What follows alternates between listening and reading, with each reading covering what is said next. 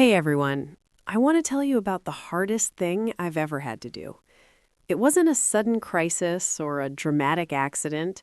It was the slow, quiet, heart-wrenching process of becoming the parent to my own parent. A few years ago, the woman who taught me how to walk, how to pray, and how to be brave started forgetting the small things. Then, the big things. Then, she forgot me. If you are currently a caregiver, if you are navigating the exhausting, lonely world of elder care, you know exactly what I'm talking about. You're physically drained, emotionally spent, and spiritually exhausted. You find yourself sitting in a hospital hallway or a quiet living room at 3 a.m., asking God, how much longer can I carry this? And where are you in all of this grief?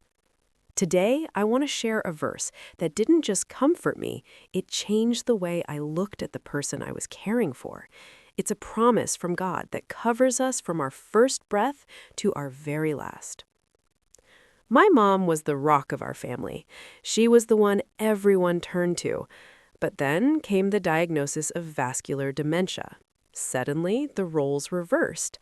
I went from being the daughter who called for advice to the caregiver who had to hide the car keys and explain for the 10th time in an hour that it was Tuesday.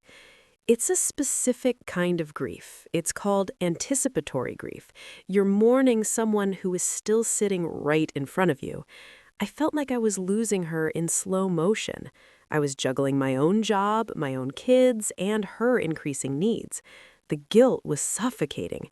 If I wasn't with her, I felt like I was failing her. If I was with her, I was losing my patience. I felt like I was drowning in a sea of doctor appointments, medication schedules, and the sheer weight of a responsibility I never asked for. The breaking point came on a Tuesday night. Mom had a sundowning episode. She was agitated, confused, and convinced that she needed to go home, even though she was in her own living room. I spent 4 hours trying to calm her down. By the time she finally fell asleep, I was shaking. I sat on the kitchen floor and just wept. I felt so incredibly alone. I felt like God had abandoned both of us.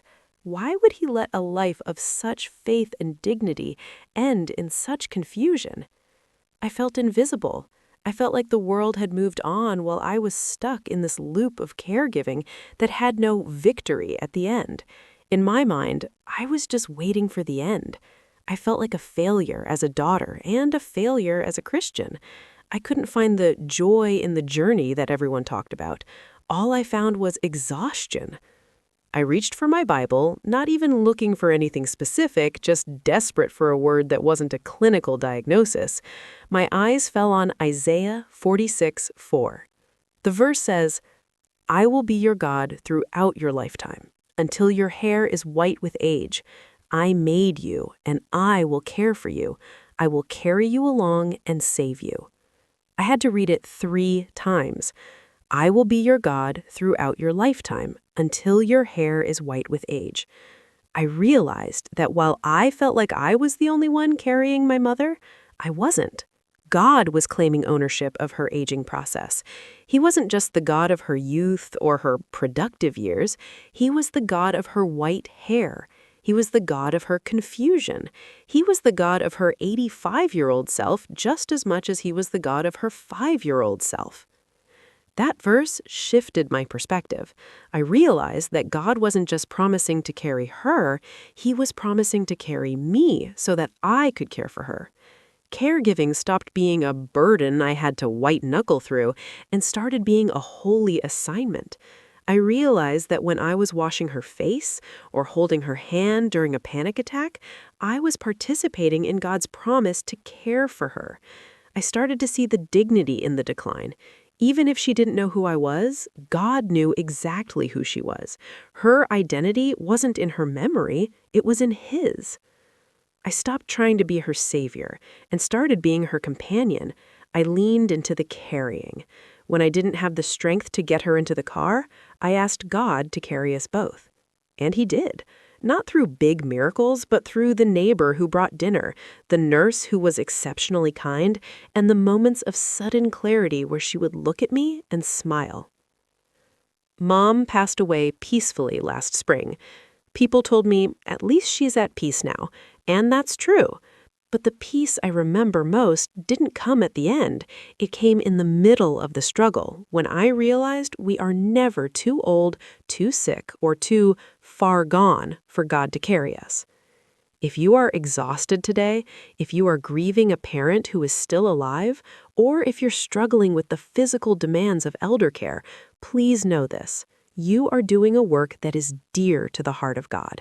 You are the hands and feet of a God who promises to care for his children until their hair is white with age. Thanks for watching. Here are today's reflection questions. Who in your life has carried you during your hardest season? Or who are you currently carrying with love and patience? How has God shown up for you in the long goodbye moments of your life when strength felt impossible to find? Drop your thoughts about the story in the comments below. Your experience might encourage someone else facing the same choice. If this resonated with you, hit that like button, share this with someone who needs to hear it, and subscribe for more stories about finding faith in life's hardest seasons.